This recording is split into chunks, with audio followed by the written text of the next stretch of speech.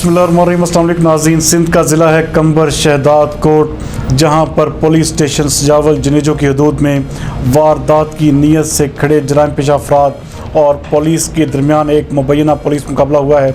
हमारे नुमाइंदा एक्सोसी अली गुल मुगैरी के मुताबिक इस मुकाबले में 20 से ज़ायद केसेस में मतलूब डाकू दीदार उर्फ दीदू वल्द नवाब सुमरो मौका पर हलाक हो गया, जबकि उसके कब्जे से एक कलाशन कोप भी बरामद हुई है।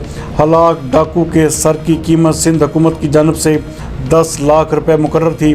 पुलिस की इस शानदार कारकर्दगी पर DIG लाड़काना इरफान अली बलोच ने SSP कंबर इमरान कुरैशी और उनकी टीम को शाबाश और नकद इनामात देने का ऐलान किया है। इस हवाले से बात करते हुए DIG लाड़काना इरफान बलोच का कहना था कि अमन व अमान और आवाम की जानो माल की हिफाजत हमारे फ़राइज़ में शामिल है और जराइम पेशा अफराद के ख़िलाफ़ कार्रवाइयों का यह सिलसिला हमेशा जारी रहेगा।